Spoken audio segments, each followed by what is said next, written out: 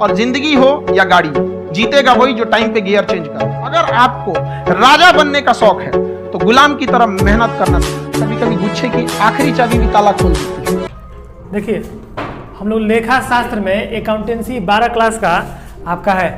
आप जब एग्जाम दीजिएगा ना तो आपके सामने एकदम डिटो यही पेपर मिलेगा आपको, मतलब पेपर थोड़ा क्वेश्चन चेंज होगा, इसी तरह का सेट मिलता है। 3 घंटा 15 मिनट का समय आपको दिया जाता है, यानी कि आपका एग्जाम का जो समय रहेगा वो 10 बजे से टाइमिंग रहेगा, 10 से 1 बजे रहेगा, या फिर आपका क्या बोलते हैं 2 बजे से आपका फिर 5 बजे तक रहेगा, यानी कि 3 घंटे का समय मिलता है। और आपका इंट्री जो होता है उसमें स्कूल या कॉलेज जहाँ आपका सेंटर होगा उसमें आधा घंटा पहले ही आपका रिपोर्टिंग टाइम मांगता है वहाँ पर। जैसे मान लीजिए 10 बजे एग्जाम है तो आपको 9 बजे रिपोर्टिंग होना होगा, 1 घंटा पहले, और 9:30 बजे तक आपको उसमें प्रवेश कर जाना है उस सेंटर में, ठीक है।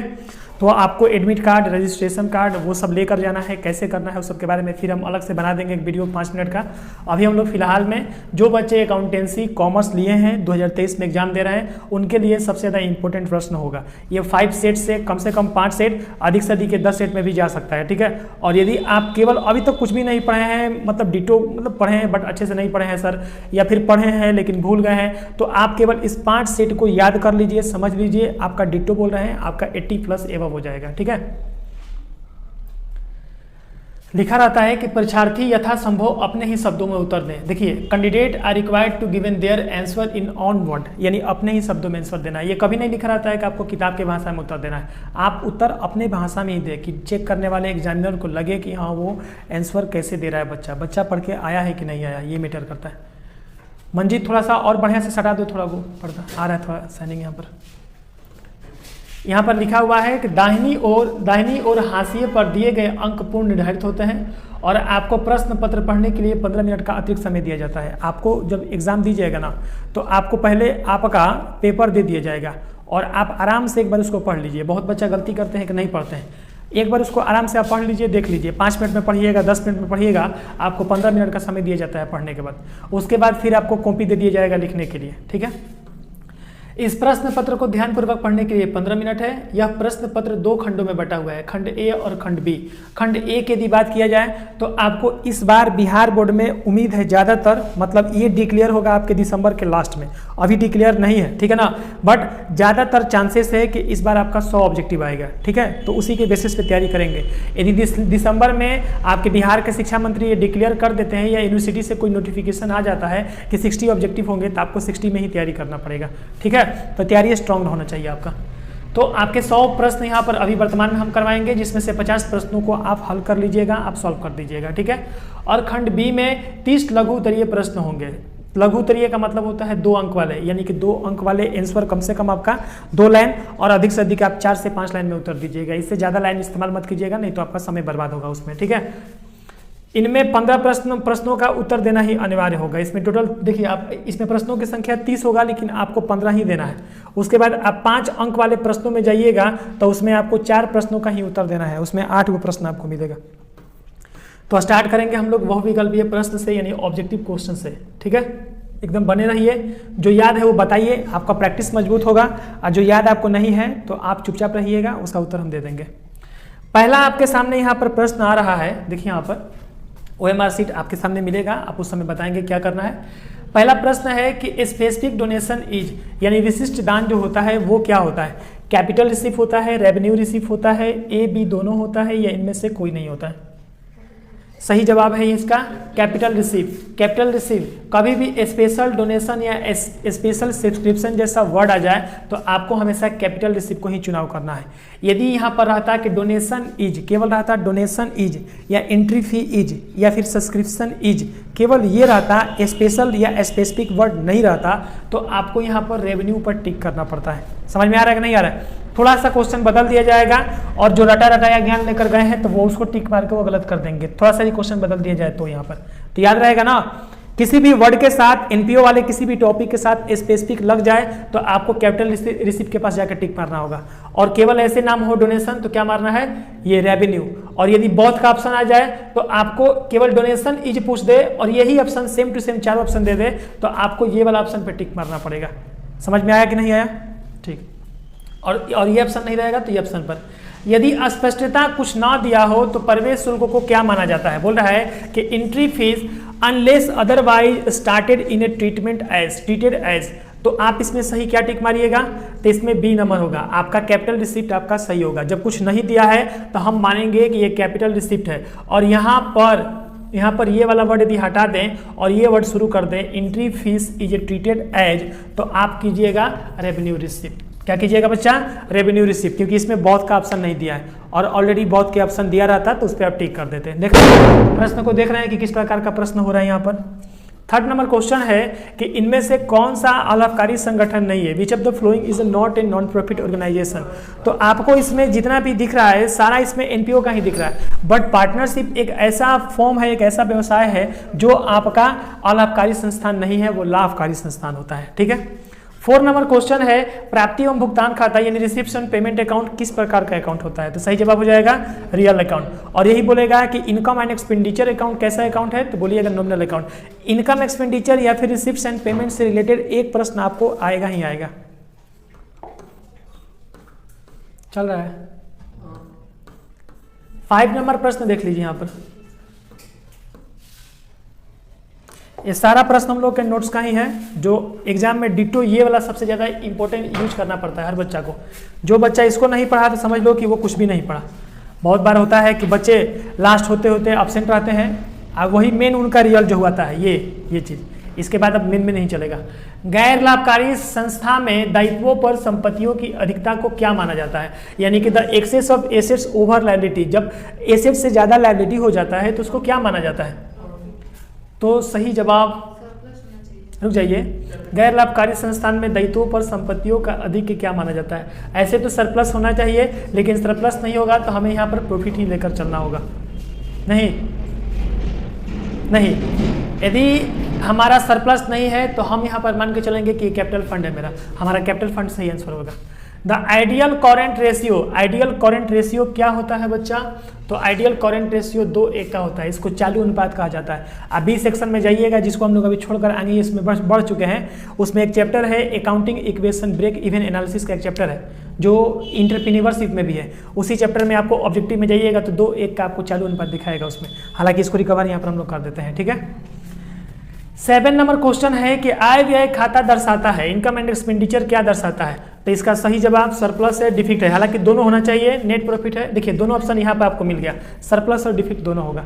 अभी बिना पढ़े हुए भी इसको टिक कर देते तो ये आपका ऑप्शन छूट जाता है यहाँ पर, और सही ऑप्शन ये हमारा था। एक निजी कंपनी में सदस्यों की अधिकतम संख्या कितनी हो सकती है, 200। बच्चा को मालूम है कि किसी भी प्राइवेट कंपनी में अधिकतम मेंबर की जो संख्या होती है वो 200 होती है, 11th में भी पढ़ाए थे इसको। और जो क्या बोलते हैं, जो पब्लिक कंपनी होती है, सरकारी कंपनी होती है, उसमें अनलिमिटेड होता है। मिनिमम कितना होता है, 7, पब्लिक में 7 और प्राइवेट में मिनिमम कितना होता है, 2। और कोऑपरेटिव सोसाइटी में मिनिमम कितना होता है, अरे भाई पूछा हुआ प्रश्न है, 12th में कितने बार पूछ चुका है, सब बता सकता है 11th वाला। कोऑपरेटिव सोसाइटी में कम से कम कितना सदस्य होना चाहिए, 10 इज राइट आंसर। और अधिकतम कितने हो सकते हैं, अनलिमिटेड। और पार्टनरशिप में भी पूछेगा, पार्टनरशिप में मिनिमम कितने होते हैं, 2 और अधिकतम 50। और बैंकिंग सदस्यों में, बैंकिंग समुदाय में 10। लोग बता दिए तो सोचता है अभी देखो यहाँ पर 8 नंबर प्रश्न है, एक निजी कंपनी में सदस्यों की अधिकतम संख्या, यानी कि एक प्राइवेट कंपनी में मैक्सिमम संख्या 200 होती है। 9 नंबर प्रश्न हम लोग का है, फॉर्म को दिए गए ऋण पर ब्याज, जो फॉर्म जो ऋण पर ब्याज देती है उसे हम लोग क्या कहते हैं, तो उसका सही जवाब है चार्ज, उसको हम लोग चार्ज कहते हैं। साझेदारों की पूंजी पर ब्याज है, साझेदारों पर पूंजी का ब्याज को हम लोग क्या कहते हैं, एप्रोप्रिएशन कहते हैं, यानी विनियोग कहते हैं उसको हम लोग। देख रहे हो ना कितना तैयारी किए हो, छोटका किताब मिला है ना वाला किताब के साथ, उसमें 100% उससे पढ़ लेना है, 100% वही आता है। विद्यमान साझेदारों के लाभ विभाजन अनुपात में परिवर्तन से होता है, यानी कि change in profit sharing ratio in existing partner resulting. क्या होगा सही जवाब इसमें बच्चा, हाँ, यदि हमारा change in profit sharing ratio होता है तो एक्सिस्टिंग पार्टनर का रिजल्ट क्या होगा, रिकॉन्स्टिट्यूशन ऑफ फॉर्म होगा या रेवन्यूशन ऑफ फॉर्म होगा, दोनों में से कोई एक। रिकॉन्स्टिट्यूशन ऑफ फॉर्म बिल्कुल सही जवाब है, क्योंकि लाभ हानि के अनुपात में परिवर्तन होता है, तो दूसरा चैप्टर यही था, रिकॉन्स्टिट्यूशन ऑफ फॉर्म। और यदि क्या बोलते हैं, यदि पार्टनरशिप का विघटन होता है तब हम लोग ये वाला, नहीं पार्टनरशिप, हाँ पार्टनरशिप का यानी मेंबर का विघटन होगा तब एडमिशन रिटायरमेंट डेथ में रिवैल्यूएशन काम करता है, और फॉर्म का विघटन होता है तो डिसोल्यूशन। बिल्कुल सही जवाब है, अंदाजे पे नहीं मारना है, कौन कौन जाके एग्जाम में बैठ जाता है, अंदाजे में मारता है, अंदाजे वाला काम नहीं करना। देखिए बाबा, गेनिंग रेशियो बराबर क्या होता है, new ratio minus old ratio, ये बच्चा को मालूम है। सामान्य लाभ से, अच्छा इसमें एक और प्रश्न आता है कि सेक्रीफाइसिंग रेशियो बराबर क्या होता है, Bhola Singh, old ratio minus new ratio. सामान्य लाभ से औसत लाभ की अधिकता को कहता है। देखिए ये हिंदी में भी बोल रहे हैं, ये मत कहिएगा सर हिंदी नहीं पढ़ाते, हिंदी इंग्लिश दोनों में क्वेश्चन दिया जाता है आपको, और एग्जाम में भी इसी प्रकार हिंदी इंग्लिश दोनों में रहता है। The excess of average profit over the normal profit is called super, जी बिल्कुल सही जवाब है, सुपर प्रॉफिट इसका सही आंसर है। जब सामान्य लाभ से यानी एवरेज प्रॉफिट से औसतन लाभ की अधिकता बढ़ जाती है तो उसको सुपर प्रॉफिट कहते हैं। समझ में आ रहा है कि नहीं आ रहा है? आपने सोचा था कि 80% आएगा, लेकिन उससे ज्यादा आ गया तो सुपर प्रॉफिट। आदर्श तरल, देखिए यहाँ पर आइडियल इक्विडिटी यदि पूछ दे तो एक का रेशियो पकड़ लेना है। कितना पकड़ना है? एक का। अब मान लीजिए कि क्वेश्चन में आपको एक का रेशियो नहीं दिया, आपको दो का रेशियो दे दिया, तो किसको मारिएगा? दो को ही मारना होगा, क्योंकि इनका एलसीएम निकालेंगे तो क्या होगा? एक का ही रेशियो में आ जाएगा। समझ में आ रहा है? एक वाले रेशियो को। 15 नंबर क्वेश्चन है, नए साझेदार द्वारा ख्याति के लिए लाई गई नगद राशि विद्यमान साझेदारों द्वारा किस अनुपात में बांटी जाती है? यानी कि in which ratio of the amount goodwill is contributed to the in ratio, किस रेशियो में कंट्रीब्यूटेड किया जाता है इसको? एक बार देख लीजिए इसको, प्रॉफिट शेयरिंग रेशियो, नए साझेदार द्वारा ख्याति की लाई गई रकम को, अरे नया पार्टनर जब गुडविल लेकर आता है तो साझेदार उसको किस अनुपात में बांटते हैं? कैपिटल रेशियो में, सेक्रीफाइसिंग रेशियो में, इनमें से कोई नहीं, या प्रॉफिट शेयरिंग रेशियो में? प्रॉफिट शेयरिंग रेशियो नहीं होगा, पहले नंबर इसको हटा दीजिएगा। कैपिटल रेशियो या सेक्रीफाइसिंग रेशियो में से किसी एक का चुनाव करना होगा। और नया साझेदार जब भी कुछ लेकर आएगा तो उसके लिए सेक्रीफाइसिंग रेशियो का ही फार्मूला यूज किया जाता है। याद है कि नहीं है? और सेक्रीफाइसिंग रेशियो नहीं होगा तब हम कैपिटल रेशियो पर जाएंगे, याद रखिएगा। इसमें इसका सही जवाब है सी नंबर। आराम से क्वेश्चन पढ़िएगा तो बिल्कुल वही चीज है जो थ्योरिकल हम बताए हैं आपको। पुनः मूल्यांकन खाता में नाम पक्ष पर जमा पक्ष का अधिक क्या होता है, यानी नाम पक्ष से जमा पक्ष क्या होता है? ज्यादा होता है। तो excess of credit side over the debit side of a revaluation account is, सही जवाब। पुनर्मूल्यांकन खाता समझते हैं? Revaluation account. जब रिवैल्यूएशन अकाउंट में excess of credit side over debit side, जब डेबिट साइड ज्यादा होता है, डेबिट साइड क्या होता है? ज्यादा होता है क्रेडिट साइड से, तो उसको हम लोग प्रॉफिट कहते हैं, लाभ कहते हैं उसको। डेबिट साइड ज्यादा होगा तो प्राप्ति जरूर हो जाएगा, ये बच्चा भी जान सकता है। लाभ ही होता है। हाँ नहीं लाभ ही होगा, लाभ नहीं रहेगा तो गेन होगा। लाभ तो पहले में ही आ गया आपका।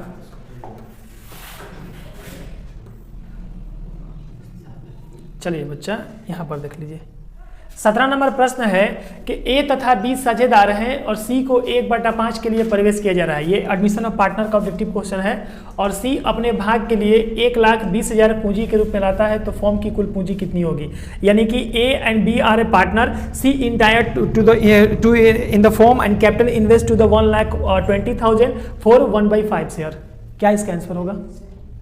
कोई बच्चा है जो इसका आंसर दे सकता है?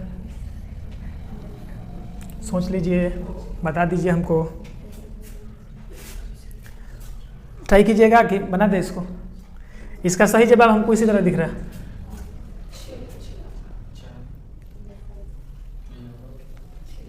हाँ कौन सा नंबर? बता सी नंबर। और बच्चा कोई? 6 लाख सही आंसर हम लोग का है। डी नंबर आंसर हम लोग का सही होगा। कैसे होगा सर? 1,20,000 रुपया है। कितना शेयर के लिए आ रहा है? 1/5 शेयर के लिए, तो 5 को ऊपर कर देंगे, 1 को नीचे कर देंगे, तो 5 और 12 में करेंगे तो 12×5 कितना हो जाएगा? 60, यानी कि 6 लाख रुपये आपका आंसर आ जाएगा। कैसा लगा आपको? अरे यही सब प्रश्न आता है। ये सब देखो, हम बोलते तो है ऑब्जेक्टिव में आपको अच्छा खासा मैथ देता है। ये सब मैथ जिसको नहीं मालूम है तो छोड़ के आ जाएगा अपने। अब देखिए 18 नंबर प्रश्न हम लोग का, संचित लाभ एवं संचय का हस्तांतरण किया जाता है। The accumulated profit are reserve are the transfer to, मतलब कि जो संचय लाभ होता है वो कहाँ ट्रांसफर किया जाता है? जी बिल्कुल सही है, साझेदारों के पूंजी खाते में। कौन बताया? कैसे बता दिया तुम? बिना पढ़ ले? पार्टनरशिप पढ़ा है तो ऊपर अंदाजा लगा रहा है वो। मत बोलो मंजीत, इन लोग को बोलने दो। बोलो भाई, तुम लोग बोलो। 12 क्लास इम्तिहान देना है, सब सुस्त पढ़ा है तुम लोग। The balance of revaluation account is a transfer to old partners capital accounts is which ratio, यानी पुनर्मूल्यांकन के शेष को पुराने साझेदारों की पूंजी खाते में किस अनुपात में ट्रांसफर किया जाता है? ध्यान से समझ लीजिएगा, यहाँ पर वर्ड समझिए। पुनर्मूल्यांकन खाता यानी रिवैल्यूएशन अकाउंट, ध्यान से समझना है। रिवैल्यूएशन अकाउंट को साझेदारों के खाते में किस रेशियो में ट्रांसफर किया जाता है? तो आपके पास है ओल्ड रेशियो, क्या हम एक को टिक कर दें? हम यदि एक को टिक कर दें तो बाकी एग्जाम्पल को नहीं पढ़े, एक बार पढ़ लो। इसके अनुसार एक को हम टिक कर दिए। ओल्ड प्रॉफिट रेशियो एक है न्यू प्रॉफिट्स रेशियो, ये तो गलत हो जाएगा, बराबर भी गलत हो जाएगा, और ये रहा हमारा कैपिटल रेशियो, तो हमारा सही जवाब हो जाएगा ओल्ड रेशियो। इसके अनुसार ये सही आंसर था। सही था, मतलब चारों विकल्प पढ़कर एगो ट्रेन करना था उसमें। 20 नंबर क्वेश्चन हम लोगों का है कि अमन, राज और शांतनु लाभों को 3-2-1 के अनुपात में विभाजित करता है। राज अवकाश ले लेता है, राज रिटायर कर जाता है, तो राज को हटा दो, इसका 2 हटा दो, तो क्या सही होगा? 3-1 सही होगा। देखो बच्चा जैसे प्रश्न पूछ दिया ये सब, नहीं तो 12 क्लास बच्चा वाला ही है सब। चलिए बाबा यहाँ पर ध्यान दीजिए सब लोग थोड़ा सा। चलिए देखिए 21 नंबर प्रश्न है कि लाभ प्राप्ति अनुपात की गणना की जाती है, मतलब गेनिंग रेशियो कैलकुलेट किया जाता है। गेनिंग रेशियो किसके टाइम पे किया जाता है? Admission, retirement, death. देख लो एक बार तुम देख लो उसको केवल। बी नंबर लॉक कर दिया जाए। बिल्कुल सही है सर, क्योंकि आप ही तो बताए थे कि सेक्रीफाइसिंग रेशियो के टाइम पे हम लोग क्या सर, एडमिशन ऑफ पार्टनर के टाइम पे सेक्रीफाइसिंग रेशियो, और रिटायरमेंट और डेथ रहेगा तो गेनिंग रेशियो। इसमें डेथ दिया ही नहीं है, एगो डिस्ट्रीब्यूशन दे दिया है भटकाने के लिए, तो हम लोग रिटायरमेंट को सही मार देंगे, नहीं मार देंगे?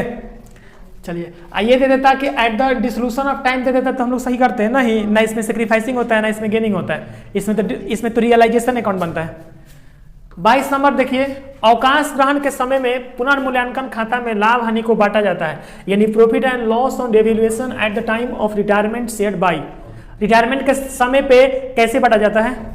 बोलो बोलो, डरो मत। ऑल पार्टनर, जी बिल्कुल सही है आपका, ऑल पार्टनर, क्योंकि रिमेनिंग पार्टनर न्यू पार्टनर नहीं होगा, नॉन ऑफ दिस का ऑप्शन ही नहीं बनता है, ऑल पार्टनर। ज्यादातर 4 विकल्पों में इनमें से ये सभी वाला विकल्प सही रहता है। समझ में आ रहा है ना? इस पर एग्जाम में ध्यान दीजिएगा। साझेदार के अवकाश ग्रहण करने पर संचित लाभों को किसके पूंजी खाते में जमा किया जाता है? यानी ऑन द रिटायरमेंट पार्टनर्स, जब पार्टनर को रिटायर कर जाता है तो profit should be the credited on the capital, किसके खाते में किया जाता है? ऑल पार्टनर्स खाते में। हाँ जी बिल्कुल सही है। एक रिमेनिंग पार्टनर है और एक यहाँ पर कौन सा है? रिटायरिंग पार्टनर है, इनमें से कोई नहीं, तो सही तो यही है। जब रिटायर करेगा तो एक बार उस समय की पूंजी और प्रॉफिट सबके खाते में डाल दिया जाता है और फिर से उन लोगों का गठबंधन होता है। 24 नंबर प्रश्न है कि मृतक साझेदार को देय राशि का भुगतान उसके खाली स्थान को किया जाता है, उसके दोस्त को किया जाता है, फादर को, वाइफ को, या फिर स्क्यूटर्स को किया जाता है? स्क्यूटर्स, श्योर हो तुम लोग? सर हम लोग जब भी पढ़े हैं ना तो फ्रेंड, वाइफ और फादर का नाम का डिस्कशन ही नहीं किए हैं। आप जब भी डिस्कस किए हैं ना तो इस स्कूटर अकाउंट्स में ही पैसा ट्रांसफर किए हैं उस अमाउंट में। याद करो, जो वर्ड तुमको सुनाया मिलेगा, जो तुमको पढ़ा हुआ वर्ड मिलेगा, वही वर्ड को टिक करना है, वो सही आंसर होगा तुम्हारा। 25 नंबर बच्चा, साझेदारों की संयुक्त जीवन पॉलिसी एक खाली स्थान खाता है, यानी कि JLP is a partners account. JLP किस तरह का अकाउंट है? Personal account, real account, nominal account, liability या एसेट्स? क्या है जेएलपी? क्या है? ज्वाइंट लाइफ पॉलिसी किसके लिए होता है? बिल्कुल नहीं, ज्वाइंट लाइफ पॉलिसी हमारे लिए कभी लायबिलिटी होता ही नहीं है, वो एसेट्स होता है। और एसेट से पहले यहाँ पर नॉमिनल और पर्सनल हमसे पूछ रहा है, तो एलआईसी हमारा हमेशा पर्सनल अकाउंट में जाता है, क्योंकि ज्वाइंट लाइफ पॉलिसी में एगो खाता खोला जाता है और हर खाता और हर बैंक, आप 11th में पढ़े होंगे अकाउंट्स को कितने भागों में डिस्ट्रीब्यूट किया गया है, तो बैंकिंग पार्टनरशिप को सब में किस में डाला गया है? पर्सनल अकाउंट के आर्टिफिशियल में डाला गया है। तो आप समझते नहीं है ये सब। देखिए 26 नंबर, मृतक साझेदारों के निष्पादक को देय राशि पर साझेदार की मृत्यु की तिथि से भुगतान की तिथि पर ब्याज दिया जाएगा। हाँ बच्चा जानता है 6%। यही क्वेश्चन हर साल आइबे करता है, इसमें कोनो दो मत नहीं है। जब तक एग्जाम होते रहता है तब तक ये प्रश्न घूम फिर के आ जाता है, जैसे भी आए 6% पे टिक मार के आगे बढ़ना है। चलिए बच्चा, वसूली खाता है। रियलाइजेशन अकाउंट कौन सा अकाउंट है? Nominal account. और इसके जगह पर कभी कभी पूछता है रिवैल्यूएशन अकाउंट कौन सा अकाउंट है, तो वो भी नॉमिनल अकाउंट ही है। ठीक है, इसको मत भूलिएगा प्लीज, ये आपका 100% आएगा। रियलाइजेशन आएगा नहीं तो रिवैल्यूएशन आएगा, ये एक नंबर का फिक्स आता है। वसूली व्ययों को वसूली खाता के किस भाग में लिखा जाता है? यानी realisation expense are recorded on which side on the realisation amount. Realisation amount को कहाँ लिखते हैं हम लोग? डेबिट साइड में। जैसे कि देखो यहाँ पर हिंदी में भी तुम पढ़ सकते हो कि वसूली व्यय को वसूली खाता के किस भागों में लिखा जाता है। वसूली व्यय समझते हो ना? एक्सपेंस, व्यय का मतलब क्या होता है? एक्सपेंस। और एक्सपेंस को डेबिट क्रेडिट में कहाँ लिखते हो? हाँ देखो सिक मार दिया, वो नॉमिनल अकाउंट में पढ़ा हुआ है, debit all expenses and losses पढ़ा हुआ है, वो याद आ रहा है? डेबिट साइड में होगा, डेबिट हमारा सही आंसर है। 29 नंबर देखिए, फॉर्म के समापन पर साझेदार के ऋण खाते की राशि को दर्शाया जाता है। On dissolution of a firm, amount of partners loan account is so in. Form के समापन पर कब दिखाया जाता है? एक काम आप लोग करते हैं हमेशा, एक बार देखिए, हम एक चीज को बता रहे हैं। बच्चा जब एग्जाम देने जाता है ना, जैसे कोई प्रश्न नहीं आया तो उस प्रश्न को छोड़कर वो आगे चला जाता है और फिर सोचता है कि हम बाद में उस प्रश्न का उत्तर दे देंगे। ये सबसे बड़ा गलती होता है, क्योंकि अभी आप उस प्रश्न को पढ़ने में, देखने में समय अपना बर्बाद कर दिए, आप फिर उसी प्रश्न का उत्तर आप बाद में दीजिएगा तो फिर वो समय ज्यादा लग जाएगा। तो आप ज्यादातर कोशिश कीजिए ना कि एक बार जब हम पढ़े ना तो उसको हम डिटो मारकर आगे ही बढ़ जाए। ज्यादा दिक्कत है तब आगे बढ़िए छोड़कर, क्योंकि आपके पास विकल्प मिलता है तो उस टाइम पे छोड़कर आगे बढ़ जाइए। समझ में आ रहा है हम क्या बोल रहे हैं ना? हाँ, देखिए यहाँ पर फॉर्म के समापन पर साझेदार के ऋण खाते में राशि को दर्शाया जाता है। कहाँ दर्शाया जाता है बच्चा? अरे जैसे फॉर्म के समापन यानी कि फॉर्म जब समाप्त हो जाता है, डिसोल्यूशन ऑफ फॉर्म हो जाता है, तो अमाउंट ऑफ पार्टनर्स लोन को कहाँ दिखाया जाएगा? पार्टनर्स लोन अकाउंट में दिखाया जाएगा। लोन अकाउंट को हम लोग इधर उधर थोड़ा दिखा सकते हैं। लोन अकाउंट को दो जगह दिखा सकते हैं, या तो पार्टनर्स लोन अकाउंट में ही दिखाएंगे, नहीं तो पार्टनर्स कैपिटल अकाउंट रहेगा तो उसमें दिखा सकते हैं, और तो कहीं नहीं दिखाएंगे उसको हम लोग। 30 नंबर देखिए, फॉर्म के विघटन पर अपलिखित संपत्तियों से वसूली हुई राशि को किस खाते में जमा किया जाता है? सोच लीजिए एक बार। On dissolution of a firm, amount realised from on the recorded assets is a credited to which amount? Firm के विघटन पर अपलिखित संपत्तियों को वसूली हुई राशियों में दिखाया जाता है।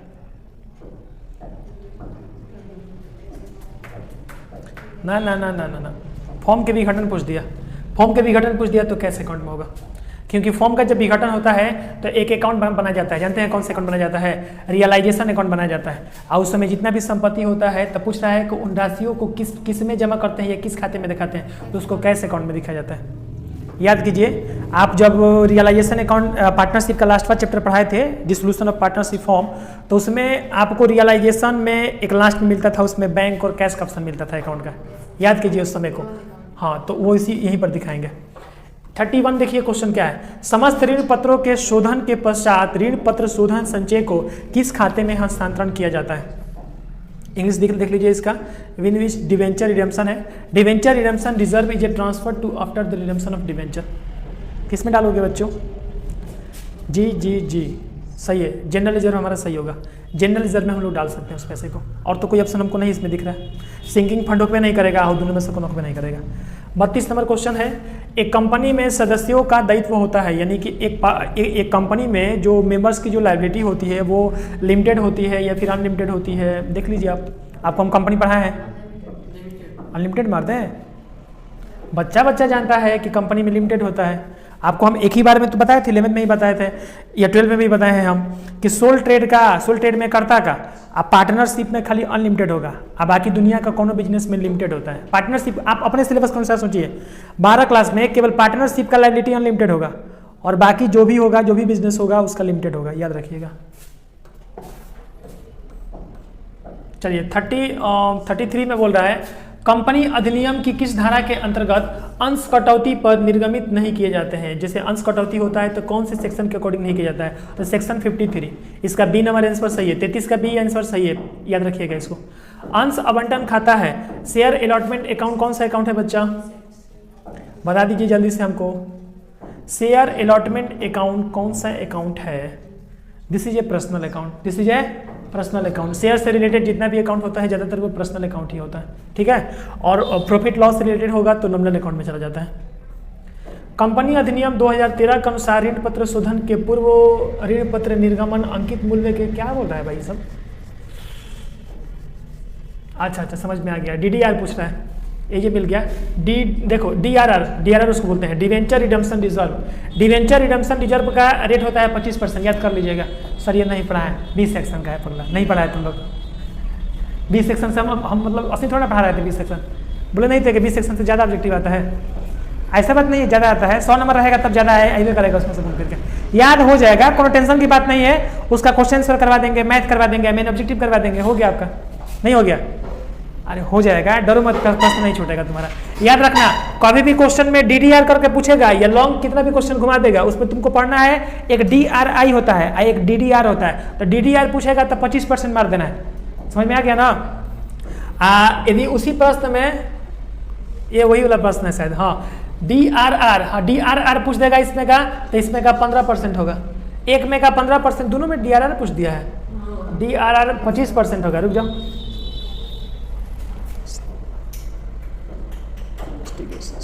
इसमें कुछ मिस्टेक हुआ है, ठीक है ना, हाँ इसमें कुछ मिस्टेक हुआ है। अच्छा ठीक है नहीं मिस्टेक नहीं हुआ, सही है। DRR बनाने में अनिवार्य कम से कम कितना प्रतिशत लगेगा, कम से कम पूछेगा तो आपको 15% टिक करना है, या DRR की जगह पर DRI भी दे देगा तो 15% कीजिएगा, और DRR में पूरा संपूर्ण पूछेगा तो 25% पे टिक कीजिएगा, याद हो जाएगा। ये भी कितना बार आएगा ये सब ऑब्जेक्टिव। 37 नंबर प्रश्न देखिए, एक संयुक्त पूंजी वाली कंपनी है, a joint stock company is, a joint stock company किस नेचर का होता है, बिल्कुल आर्टिफिशियल पर्सन। एक तो पर्सनल अकाउंट है, ये कंफर्म है। अब पर्सनल का 3 अकाउंट होता है, नेचुरल, आर्टिफिशियल, रिप्रेजेंटेटिव, तो आपको आर्टिफिशियल होगा, कंपनी वाला सब आर्टिफिशियल में जाता है, 11th का ये सब पढ़ाया हुआ चीज है। डिवेंचर इज ए, डिवेंचर क्या होता है बच्चा, लोन होता है ना, आप देख लीजिए। हमको तो लगता है कि क्रेडिट सर्टिफिकेट होता है, हमको तो लग रहा है कि क्रेडिट सर्टिफिकेट होता है, क्योंकि debenture just like a documents होता है, वो क्रेडिटर के लिए होता है, मतलब क्रेडिट सर्टिफिकेट होता है, और debenture holder is a creditor of A company होता है। तो मेरे हिसाब से तो क्रेडिट सर्टिफिकेट में हम टिक मारेंगे। समझ में आ रहा है ना कि टिक मार दे, लीजिए टिक मार देते हैं, सी इसका सही आंसर है। 39 जो है, ऋण पत्र अंशधारी होते हैं, यानी डिवेंचर होल्डर आर, तो डिवेंचर होल्डर आर जो होते हैं वे हमारे क्रेडिटर ऑफ द कंपनी होते हैं।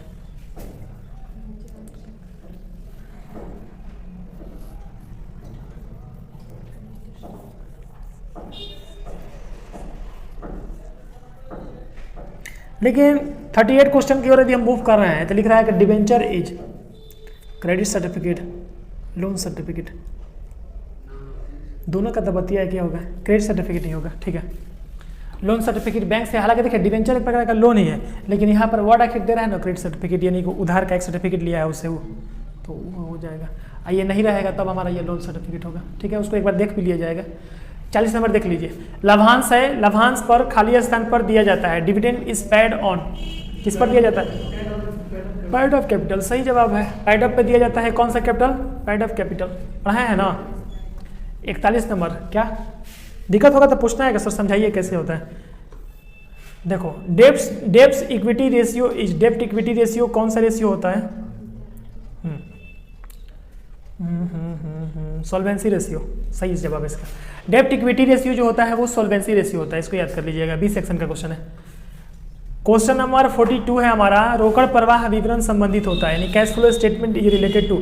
बच्चा जानता है कि जब हम अकाउंट का लास्ट चैप्टर पढ़ाते हैं, कैश फ्लो स्टेटमेंट पढ़ाते हैं, उसमें बताते हैं कि अब एक ऐसा समय आ गया है कि अब कैश में ही सब कुछ बह जाएगा, जिस तरह नदी के धारा में सब कुछ बह जाता है, तो लास्ट में कैश में ही सब कुछ मिल जाएगा। और ये अकाउंटिंग स्टैंडर्ड 3 के तहत आता है, किसमें आता है, अकाउंटिंग स्टैंडर्ड 3 में। किसी प्रश्न में आपको डेप्रिसिएशन के बारे में पूछा जाएगा कि डेप्रिसिएशन किस अकाउंटिंग स्टैंडर्ड के तहत में आता है, तो डेप्रिसिएशन पहले 6 में था, आप 11 में पढ़े होंगे, अब उसको अकाउंटिंग स्टैंडर्ड 10 में शामिल कर दिया गया है। फिक्स एसेट्स एंड डेप्रिसिएशन को शामिल किया गया किसमें, अकाउंटिंग स्टैंडर्ड 10 में। इनकम टैक्स पूछेगा तो 22 में बोलना पड़ेगा, इनकम टैक्स का कितना है 22, और रेवेन्यू वाला पूछेगा तो 9 बोलना पड़ेगा, ये सब याद रखिएगा, 4 को पूछबे करता है। ज़्यादा पूछता है कैश फ्लो स्टेटमेंट जो पूछिए दिया यहाँ पर 3, डेप्रिसिएशन पूछेगा तो 10, फिक्स एसेट पूछेगा तो 10, इनकम टैक्स पूछेगा तो 22, और रेवेन्यू रिवॉर्ड या कुछ रिलेटेड पूछेगा तो 9 बोल दीजिएगा। 6 नहीं 9, 6 डेप्रिसिएशन था, हट गया है 6 में से। ऋण पत्रों का अधिमूलन पर निर्गमन है, premium on issue of debenture is, premium क्या होता है, ऋण पत्रों का अधिमूलन पर निर्गमन है, जनरल प्रॉफिट के लिए, कैपिटल प्रॉफिट के लिए, कैपिटल लॉस के लिए या जनरल लॉस के लिए। Premium on issue of debenture, ऋण पत्रों पे अधिमूलन हम लोग निर्गमित करेंगे तो इसमें से सही जवाब क्या होना चाहिए, general profit, general loss, capital gain, ऋण पत्रों पे अधिमूलन पर निर्गमन। सही जवाब premium on issue of debenture, debenture पे भी प्रीमियम इशू कर रहा है, प्रीमियम दे रहा है। General profit, capital loss, general loss, capital loss होगा, सही जवाब क्या होगा यहाँ पर, कैपिटल लॉस। अब देखो हम समझा देते हैं, जैसे मान लीजिए कोई कंपनी डिवेंचर इशू करवा रही है और उस पर उसको प्रीमियम भी दे रही है, प्रीमियम समझ रहे हैं ना, यानी कि उसको एक्स्ट्रा पैसा दे रही है उसके लिए, तो उसका कैपिटल लॉस हो रहा है ना, क्योंकि पूंजी में ही उसको पैसा मतलब घाटा लग रहा है। सही जवाब इसका कैपिटल लॉस। चलिए अब ये हो गया था 44 पे चलते हैं। 44 क्वेश्चन है, करेंट रेशियो बराबर, बच्चा बच्चा जानता है करेंट रेशियो बराबर क्या होता है। कौन सा आंसर सही मार दें, एक बार देख लो आप लोग। बी आंसर सही है, क्योंकि बच्चा बच्चा जानता है कि यहाँ पर करेंट रेशियो पूछ दिया तो हमें करेंट वाले दोनों चीज़ों को मैच करना है। यहाँ पर यदि करेंट पूछ दिया तो करेंट मिलाओ, इसमें भी करेंट इसमें भी करेंट, तो सही। देखो इसमें करंट तुम्हारा नहीं मिलेगा, एगो करंट नहीं मिल रहा है इसमें देखो इसमें एगो करंट नहीं मिल रहा है, इसमें भी एगो करंट नहीं मिल रहा है। तो करंट पूछेगा तो करंट वाले पे टिक मारना है, फिक्स पूछेगा तो दोनों में फिक्स होना चाहिए, लिक्विडिटी पूछेगा तो दोनों में लिक्विडिटी, या फिर एगो में भी लिक्विडिटी मिल जाएगा तो सही हो जाएगा। अब 45 नंबर प्रश्न हम लोग का है कि ए, बी और सी एक फॉर्म में साझेदार हैं और डी नया साझेदार है। हम लोग पुराना पार्टनर है, डी नया पार्टनर है ना, प्रवेश कर रहा है। तो ऐसा फॉर्म कैसा फॉर्म होता है? Old partnership is dissolved. क्या होगा? प्रवेश, डी प्रवेश करेगा तो क्या होगा?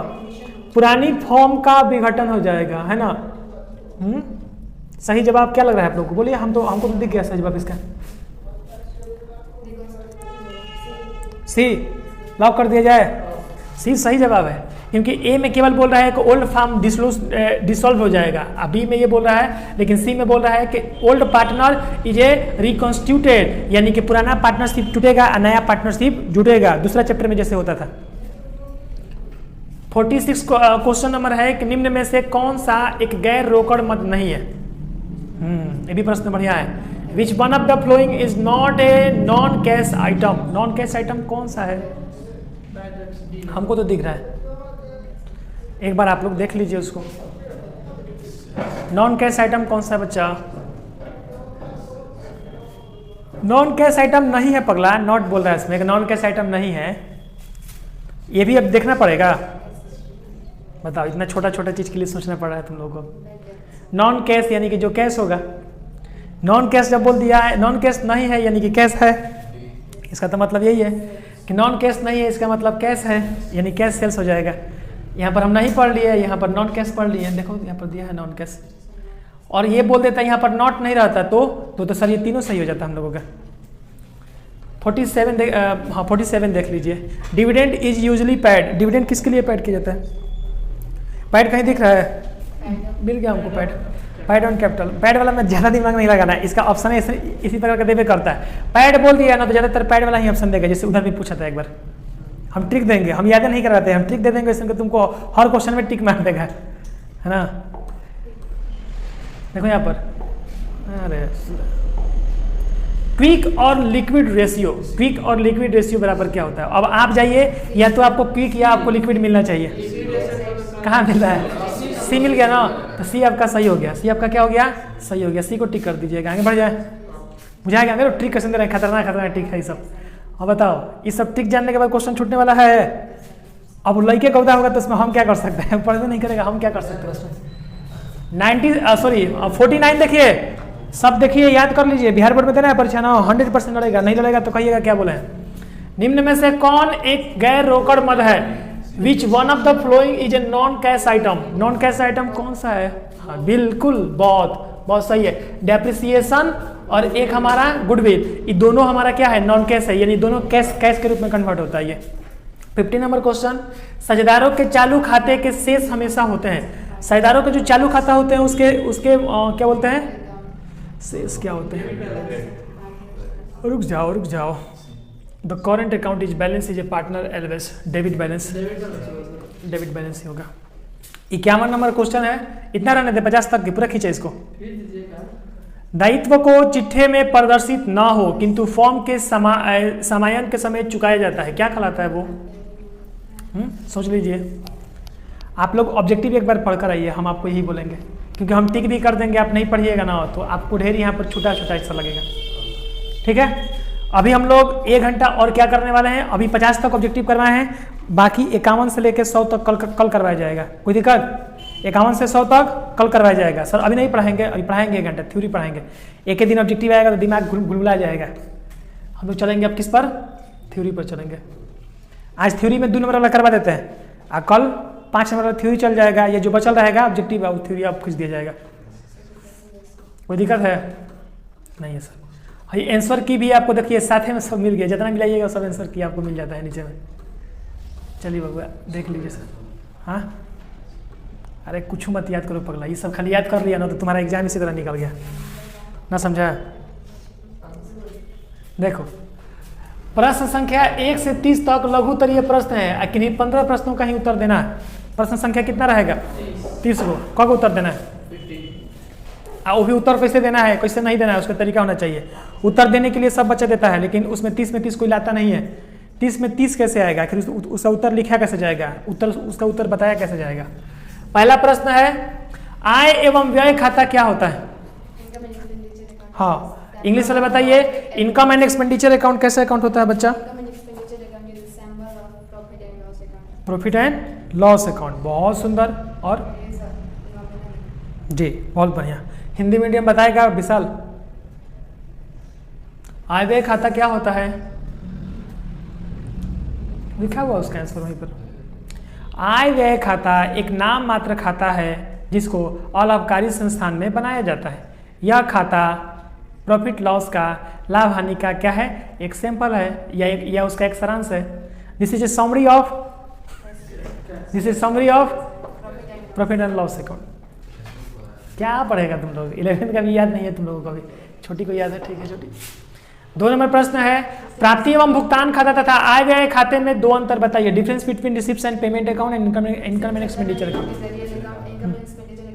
नॉमिनल अकाउट जी।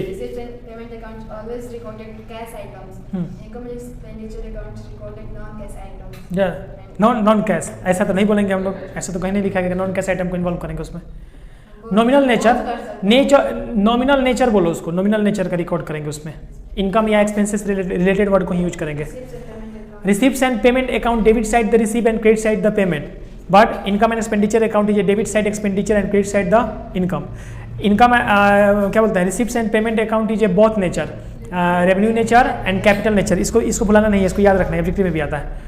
और income and expenditure account is always to the nominal, ये भी ऑब्जेक्टिव में आ जाएगा, आगे आएगा भी नहीं तो दूसरा सेट में आएगा।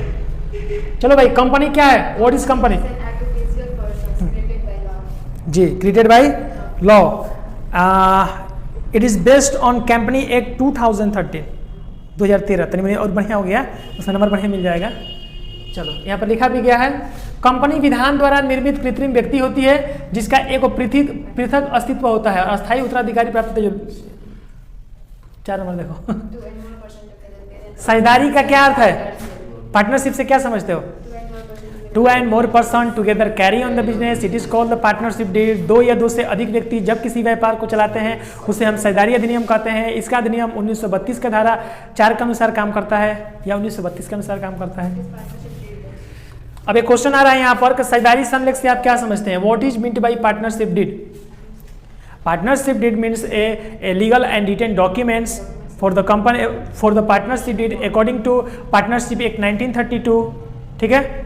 एंड पार्टनरशिप डीड का मतलब क्या होता है? एक रिटेन डॉक्यूमेंट्स होता है जो बिटवीन, नहीं, partnership deed it means written and legal documents, ठीक है ना, अमॉन्ग द पार्टनर, बिटवीन नहीं, अमॉन्ग द पार्टनर, ठीक है, अकॉर्डिंग टू पार्टनरशिप एक्ट 1932। कुछ भी नहीं लिखना है, उसको भी प्रैक्टिकल लिखना है। अधिलाभ क्या है? 5 नंबर तो ही पूछे हम, वही तो है साझेदारी संलेख क्या है। उसी में अगर 2 था, यदि वो नहीं बताओगी तो अथवा में ये था कि साझेदारी संलेख की कोई 2 विशेषताएं बताइए। तो एग्रीमेंट होना चाहिए, एक एग्रीमेंट होना चाहिए, और एक तुम्हारा लायबिलिटी क्या होना चाहिए? म्यूचुअल ट्रस्ट होना चाहिए, अनलिमिटेड लायबिलिटी होना चाहिए। पार्टनरशिप का विशेषता बताना है, और क्या क्या करना है। डीड वो बिजनेस में है, वो रिटर्न फॉर्म में लिखा है, और क्या है। चलो भाई, अधिलाभ क्या है? What is super profit? वाह, बहुत सुंदर। यानी कि जब भी हमारा नॉर्मल प्रॉफिट से एक्सेस प्रॉफिट ज्यादा हो जाता है तो उसको क्या बोलते हैं? सुपर प्रॉफिट बोलते हैं। और यही बोल दिया जाए कि अधिहानि क्या है, यानी कि सुपर लॉस क्या है। हाँ, इसी चीज को सेम बोलेंगे लेकिन लॉस के फॉर्म में बोलेंगे। Excess of assets over the liability, excess of assets over the liability, it is called the surplus या डिफिक्ट। डिफिक्ट भी बोल सकते हैं, इसको डिफिक्ट ही बोलते हैं, सुपर लॉस नहीं बोलते हैं, डिफिक्ट ही बोलते हैं, ठीक है। क्वेश्चन नंबर 7 है कि ख्याति की 4 विशेषताएं दीजिए। Give 4 features of goodwill. ख्याति के 4 विशेषता बता दो जल्दी जल्दी से। गुडविल, हाँ, रेपुटेशन ऑफ बिजनेस, और आर्टिफिशियल पर्सन। आर्टिफिशियल पर्सन नहीं होता है, आर्टिफिशियल एसेट्स होता है, इंटेंजिबल एसेट्स होता है। इंटेंजिबल एसेट्स, आर्टिफिशियल नहीं, इंटेंजिबल एसेट्स, एक फिक्स एसेट बोल दो, हो गया, उसी का रूप है। चलो, वित्तीय विवरण के 4 तत्वों को बताइए। State the 4 name of elements of financial statement. Financial statement BST में पढ़ाए थे, बताए थे कि अकाउंटेंसी में भी आ जाएगा, उससे घूमते घूमते आ गया है लोग। फाइनेंशियल स्टेटमेंट के 4 एलिमेंट्स बता दीजिए जल्दी से। बताइए बताइए। यदि मार्केटिंग रहता तो तुरंत बता देते, नहीं बता देते। डायरेक्टिंग रहता तो तुरंत बता देते 4 उसका एलिमेंट्स, लेकिन ये कौन सा एलिमेंट्स है? फाइनेंशियल स्टेटमेंट है। बताइए बताइए। वित्तीय विवरण के 4 तत्वों को बताना है। 4 तत्व यानी कि उससे उसके पार्ट होंगे, उससे रिलेटेड होंगे ये।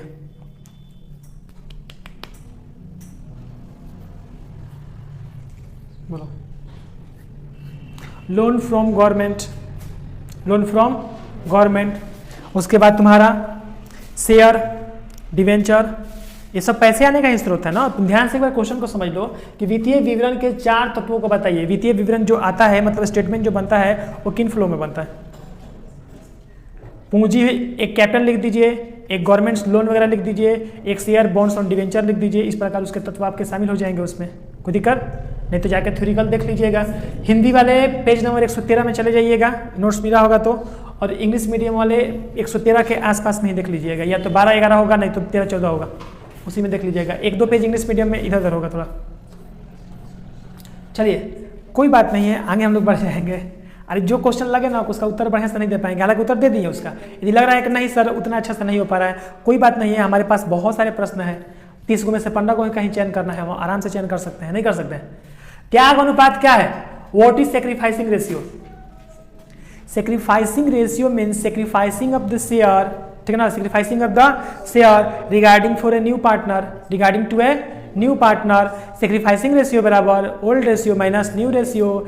Sacrificing ratio generally use of the admission of partnership. इतना बता दिए, ज़्यादा ही हो गया 2 नंबर में। एक साझेदारी फॉर्म के पुनर्गठन से आप क्या समझते हैं? What is meant by reconstitution of partnership form? जल्दी से साझेदारी फॉर्म के पुनर्गठन बता दीजिए। When any person entitled to the form and go out the form means retirement, by retirement or death, it is ठीक है ना, it is make and prepare it is नहीं, it is a requirement of the reconstitution of partnership। नहीं समझ में आया? जब साझेदारी फॉर्म में कोई आता है या जाता है या एडमिशन डेथ है और मृत्यु होता है तो उस समय रिकॉन्स्टिट्यूशन ऑफ पार्टनरशिप होता है, यानी पार्टनरशिप के रेशियो में चेंज हो जाता है, पुराना वाला डीड टूट जाता है, नया डीड प्रारंभ हो जाता है वहीं से।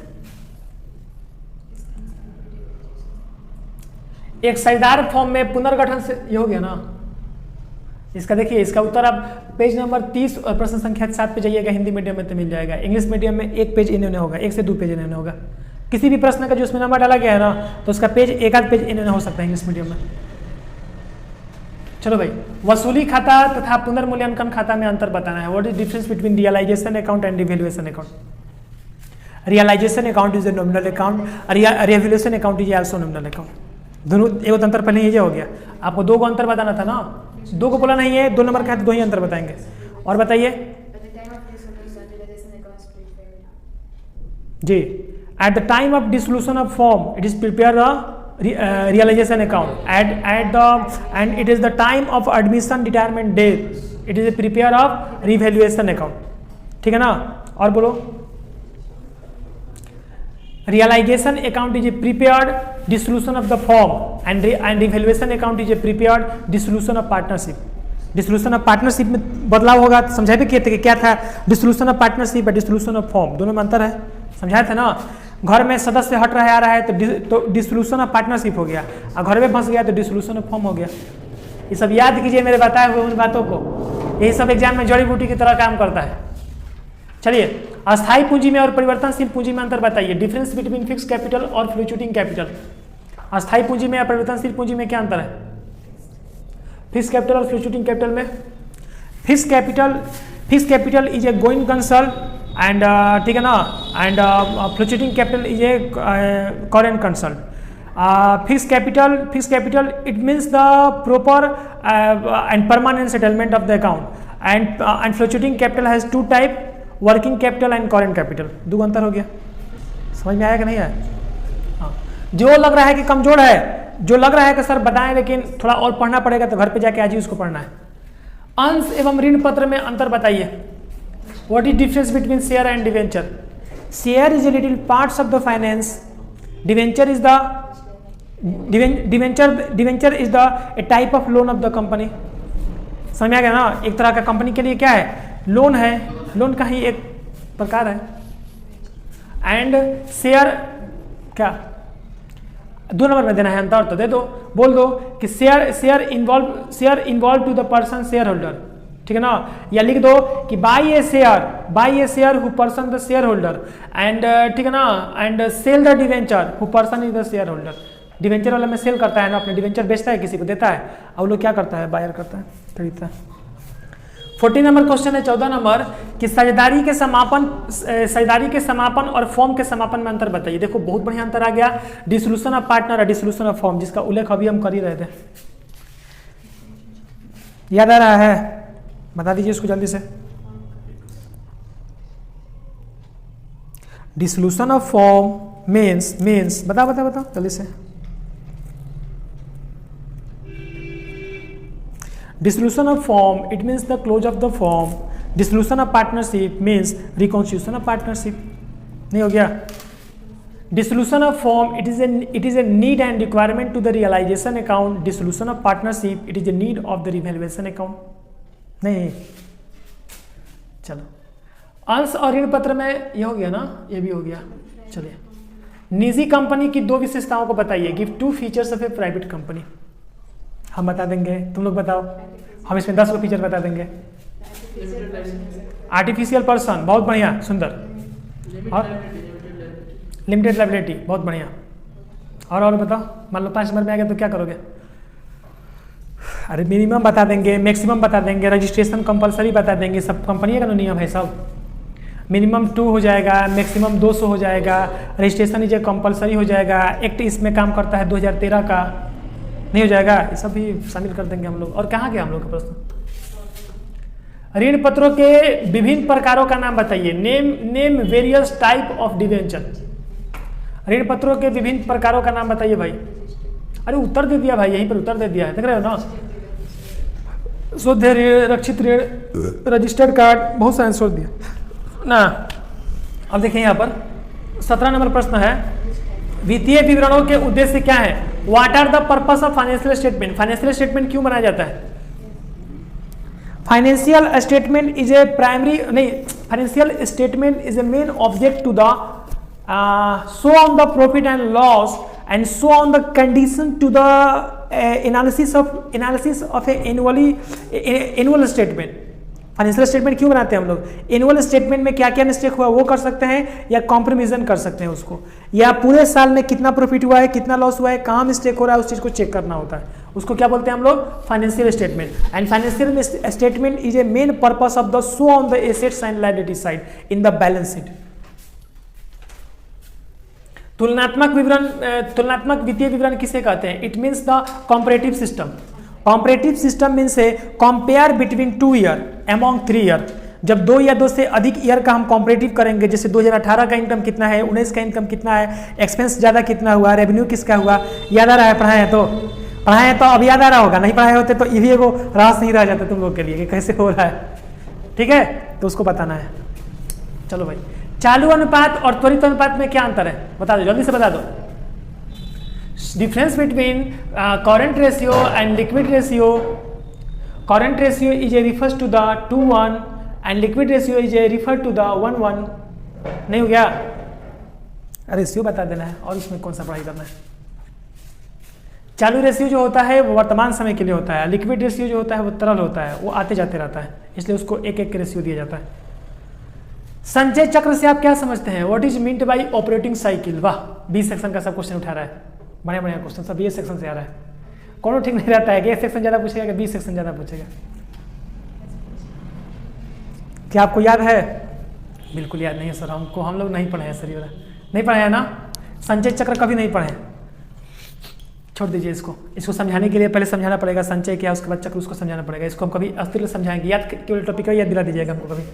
रोकड़ प्रवाह विवरण तैयार करने का उद्देश्य क्या है? What is the objective of preparing cash flow statement? Cash flow statement तैयार करने का मेन पर्पस क्या है? तो सिंपल से 5 नंबर का क्वेश्चन आता भी है, हर साल आता है। तो cash flow statement is a mainly object to the flow the on assets and liabilities so on the cash, मतलब जितना भी पैसा है, चाहे वो एसेट्स में जैसे बिल्डिंग है, फर्नीचर है, इक्विपमेंट है, कुछ भी है, उसको कैश में कन्वर्ट कर देना, यानी उसी को कैश फ्लो स्टेटमेंट कहते हैं। And cash flow statement is a based on company act 2013 and rule regulated to the related accounting standard 3, जो कि ऑब्जेक्टिव में भी मारे थे अभी हम लोग, accounting standard 3 cash flow statement नहीं 3 होता है। अभी कहोगे तभी खींच के लेके चल जाएंगे वहाँ पर। आ जाओ, आ गया। इधर कहीं अकाउंटिंग स्टैंडर्ड था, शुरू में था, लास्ट में था?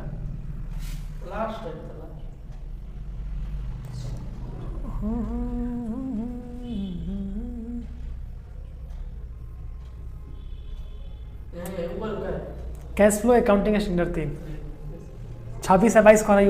वो सब तो है ही नहीं है। 42 कहाँ से? इसमें नहीं है 42 तुम्हारा 3 है। अरे जाना ना किताबों में, कैश फ्लो स्टेटमेंट में चल जाओ और जाकर देख लो, शुरू पहले पेजों में 3 लिखा है उसमें। तुम कहोगे हम कौन साल से ये सब पढ़ा रहे हैं, अब पढ़ रहे हैं, हमको याद नहीं रहेगा। CIPC में भी सब पूछा जाता है, अकाउंटिंग स्टैंडर्ड वगैरह। हो गया? हाँ, अब एक क्वेश्चन आ रहा है कि what is meant by cash equivalent, give example. आपको रोकड़ समतुल्य से आप क्या समझते हैं, इसका उदाहरण दे दीजिए। कुछ बुझा रहा है, कुछ आवश्यकता पड़ रहा है कि हमको पढ़ना चाहिए? क्या पढ़ना चाहिए? 20 सेक्शन तो बढ़िया से पढ़ना चाहिए। अब 20 सेक्शन सब नहीं भी पढ़ रहे हैं तो ब्रेक इवेंट एनालिसिस, बाकी के एनालिसिस और खास करके कैश फ्लो स्टेटमेंट बढ़िया से पढ़ना चाहिए। यदि भोला सिंह से मोबाइल चलाएंगे ना तो काम नहीं चलेगा, काम बिल्कुल नहीं चलेगा। यही मोबाइल तुमको एग्जाम में ले डूबेगा, यही मोबाइल है ना। तो कैश फ्लो स्टेटमेंट एक बार हम लोग जरूर पढ़ लेंगे, या कोशिश करेंगे कि आपको हम पढ़ा ही दे वो वाला, क्योंकि आपके लिए ज़्यादा जरूरी भी है वो। या फिर हम सेट दिए होंगे ना, उसमें चले जाइएगा, या फिर अपनी किताब में वो क्या बोलते हैं उसको, कैश फ्लो स्टेटमेंट वाले टॉपिक में चले जाइएगा, एक बार अपने से पढ़िएगा उसको, आपको समझ में आ जाएगा। आज का क्लास रोक दें यहीं पर, हो गया अब ना? बोलो रहने देना। देख रहे हो कहाँ कहाँ गलती हो रहा है अभी आधा ही प्रश्न करवाएं जिसमें बहुत सारे थ्योरिकल प्रश्नों में मिस्टेक हुआ तुम लोगों का। ऑब्जेक्टिव भी ज़्यादा ही अभी डाउट में चल रहा है सब, है ना? हाँ, बाकी का प्रैक्टिस अब हम लोग इसी सेट का कल करेंगे। अभी हम लोग जितना भी मैथ्स है और थ्योरी है, बाकी का बच्चा ऑब्जेक्टिव कल हो जाएगा।